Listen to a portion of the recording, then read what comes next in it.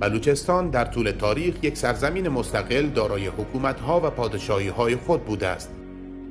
این سرزمین تاریخی اولین شهر جهان به نام مهرگرد را در خود داشته که بیش از 9000 سال قدمت دارد. در باب تاریخ بلوچستان باید بدانیم که سال 800 قبل از میلاد ملک سمیرامیس آشوری، یکی از معروفترین شاهان بابل، با 100,000 نیروی جنگاور به بلوچستان که در آن دوره اسمش ماکا یعنی مکران بود حمله کرد، ولی در برابر بلوچ‌ها شکست خورد و به سختی و با تنها 20 نفر از نیروهایش از مهلکه فرار کرد.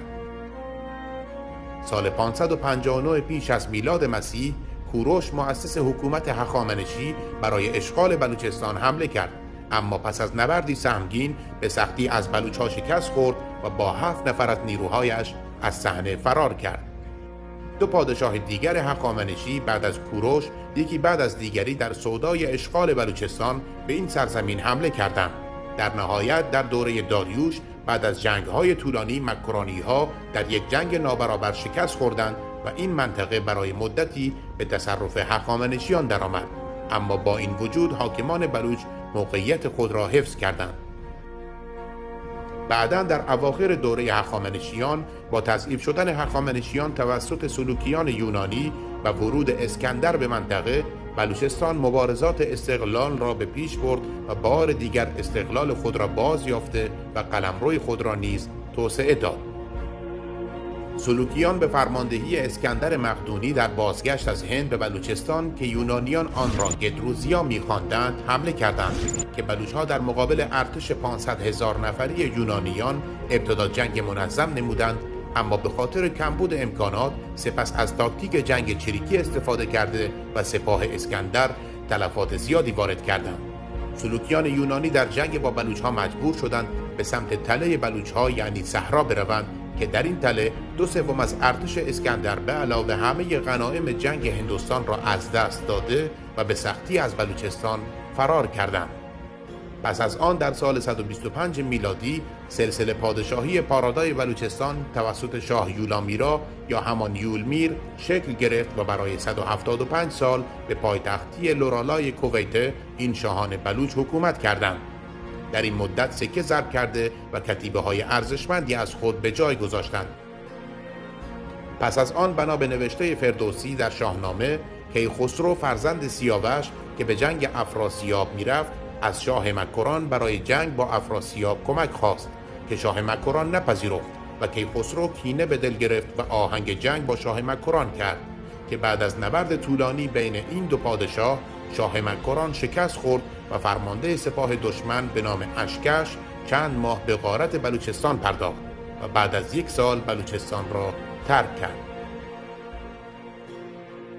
در این زمان بلوچ‌ها مستقل بوده و حکومت‌های مکران، سیستان، پارادا و توران جملگی تحت سیطره بلوچ‌ها بودند.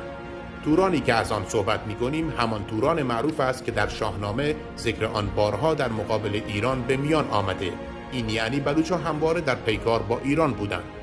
سپس با قدرتگیری اردشیر بابکان و ایجاد سلسله ساسانی در ایران، شاهان بلوچ از توران و مکران و پارادا نزد او رفته و شاهنشاهی او را بدون جنگ پذیرفتند و شاهان مناطق خود بودند و هیچ اثری از ساسانیان در بلوچستان ظاهر نشد، چون سلطه کامل بلوچستان به دست خود بلوچ‌ها باقی ماند.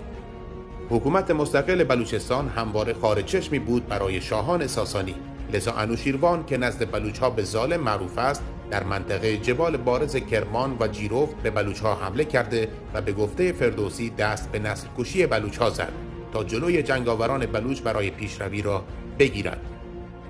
با رویکار آمدن عرب‌های مسلمان و از بین رفتن حکومت ساسانیان، حکومت بلوچستان همانند مناطق دیگر به دست خلفای راشده، اموی و عباسی و شخصیت‌های مسلمان عرب افتاد. پس از مسلمانان عرب در اواخر دوره عباسیان بلوچ‌ها دوباره مستقل شدند. بلوچ‌ها پیش از آن نیز توسط یعقوب لیث سکایی بلوچ اهل نیمروز یک سلسله حکومتی بزرگ شکل دادند. پس از مدتی مغول‌ها به بلوچستان یورش بردند. حکومت بلوچستان در آن زمان دست سلسله معروف به ملک‌ها افتاد. سلسله ملک‌ها یا ملوک مکران قرن ششم هجری قمری در بلوچستان آغاز شد و سپس به کل بلوچستان که در آن دوره معروف به مکران بود گسترش یافت و تا پایان دوره صفوی این سلسله ادامه یافت. ملوک معروف این دوره ملک تاج الدین، ملک نصیرالدین، ملک دینار، ملک جلال الدین، ملک شمس الدین، ملک شاه مظفر و ملک میرزا بودند. سپس در قرن 15 میلادی سلسله حاکمان رند و لاشار نوادگان میر جلال خان شکل گرفت و میر چاکر فرزند میر شیحک با فتح خضدار، کلات، کچکی، دره بولان، سبی گستره حکمرانی بلوچ‌ها در بلوچستان شرقی را تا سند رساند.